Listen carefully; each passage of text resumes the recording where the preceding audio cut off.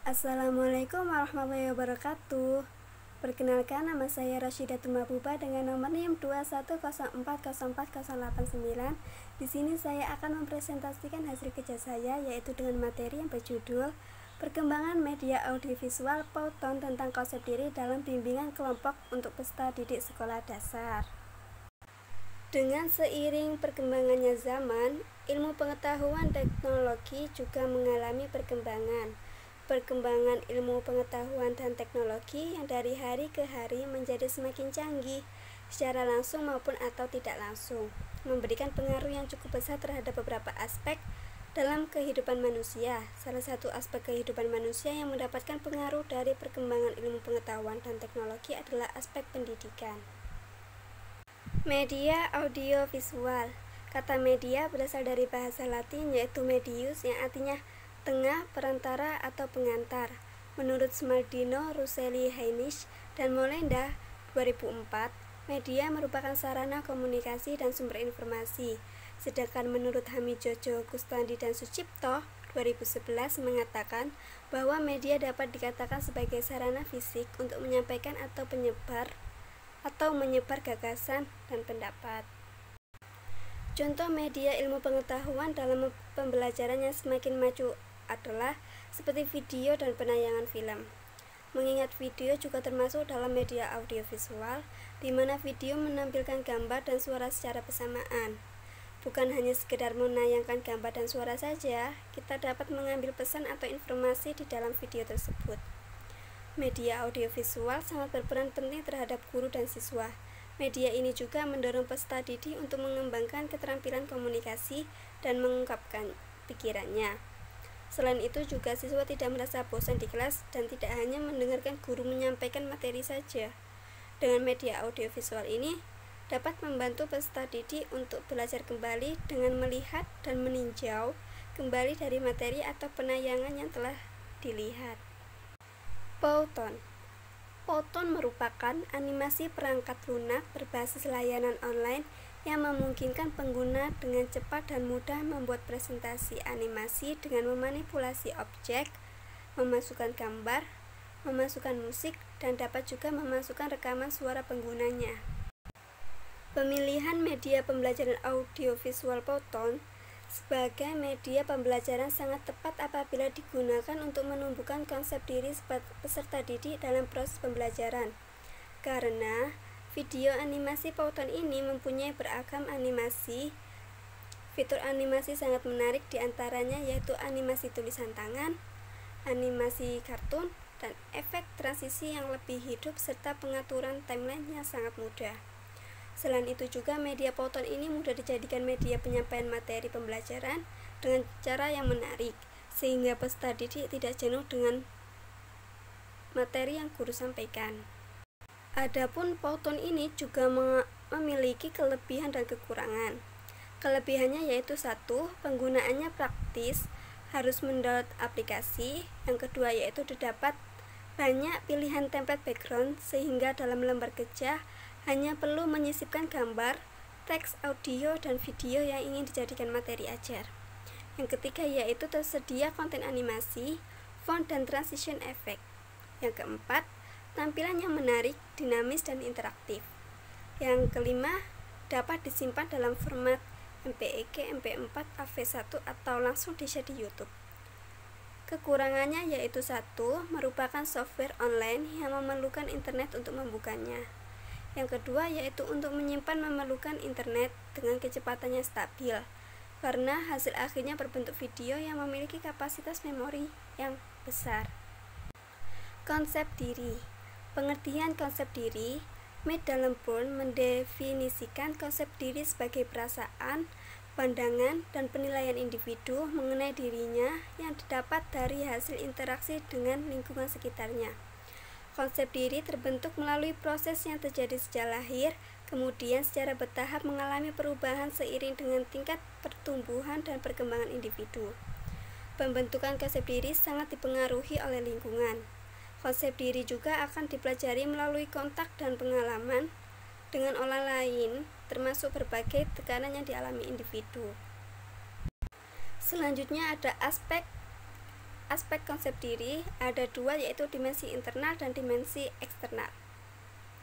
Dimensi internal menjelaskan bahwa dalam dimensi internal self dipandang sebagai objek dan sebagai suatu proses.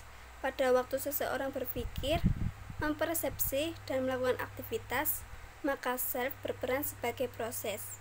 Sedangkan bagaimana sikap, perasaan, persepsi, dan evaluasi dipikirkan, self sebagai objek. Dalam hal ini, self merupakan satu kesatuan yang terdiri dari proses-proses aktif seperti berpikir, mengingat, dan mengamati. Dimensi ini terdiri dari 3 indikator, yaitu identitas. Identitas diri merupakan aspek yang paling mendasar pada konsep diri dan mengacu pada pertanyaan, siapakah saya? Dalam pertanyaan tersebut, mencakup label-label dan simbol yang diberikan pada diri individu untuk membangun dan menggambarkan dirinya. Yang kedua yaitu diri perilaku. Diri perilaku merupakan persepsi seseorang terhadap tingkah lakunya atau caranya bertindak, yang terbentuk dari suatu tingkah laku, biasanya diikuti oleh konsekuensi-konsekuensi dari luar diri maupun dari dalam diri sendiri, atau dari keduanya. Konsekuensi ini menentukan apakah suatu tingkah laku cenderung dipertahankan atau tidak. Yang ketiga yaitu diri penerimaan atau penilaian. Penerimaan diberikan terhadap label-label yang ada dalam identitas diri perilaku secara terpisah. Contohnya, seseorang menggambarkan dirinya tinggi dan kuat, itu termasuk identitas diri. Selain itu, gambaran diri juga disertai perasaan suka atau tidak suka terhadap bentuk tubuhnya. Seseorang merasa tegang dan letih, termasuk diri perilaku.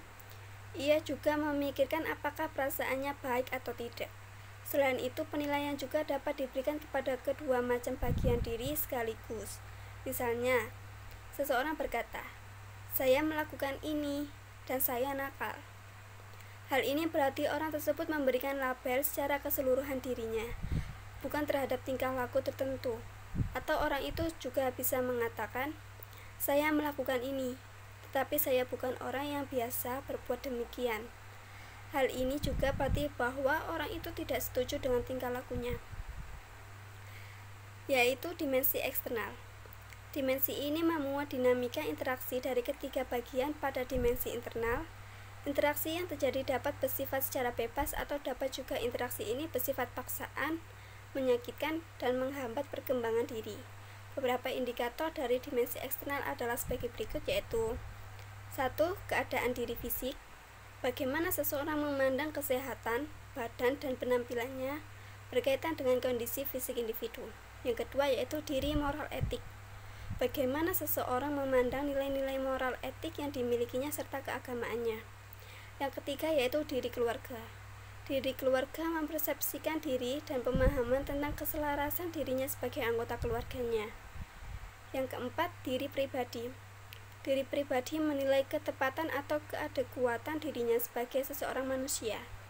Yang kelima yaitu diri sosial.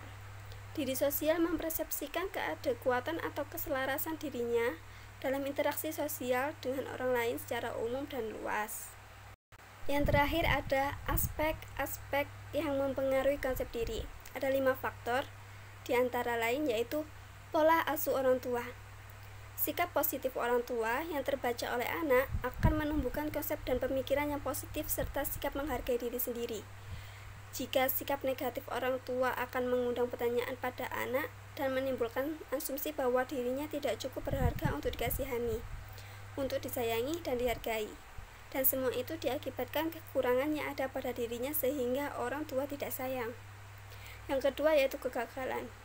Kegagalan yang terus-menerus dialami seringkali menimbulkan pertanyaan kepada diri sendiri dan berakhir dengan kesimpulan bahwa semua penyebabnya terletak pada kelemahan diri. Kegagalan membuat orang merasa tidak berguna. Yang ketiga, depresi. Orang yang mengalami depresi akan mempunyai pemikiran yang cenderung negatif dalam memandang dan merespon segala sesuatunya, termasuk menilai diri sendiri. Segala situasi atau stimulus yang netral akan dipersepsikan secara negatif. Yang keempat, kritik internal. Terkadang mengkritik diri sendiri memang dibutuhkan, akan menyadarkan seseorang akan perbuatan yang telah dilakukan. Kritik terhadap diri sendiri sering berfungsi menjadi regulator atau rambu-rambu dalam bertindak dan berperilaku agar keberadaan kita dapat diterima oleh masyarakat dan dapat beradaptasi dengan baik. Jadi kesimpulannya yaitu seseorang yang mempunyai konsep diri yang positif akan terwujud dalam sikap dan perilaku yang positif. Sedangkan perilaku seseorang yang bersifat negatif merupakan gambaran atau perwujudan dari konsep diri yang negatif.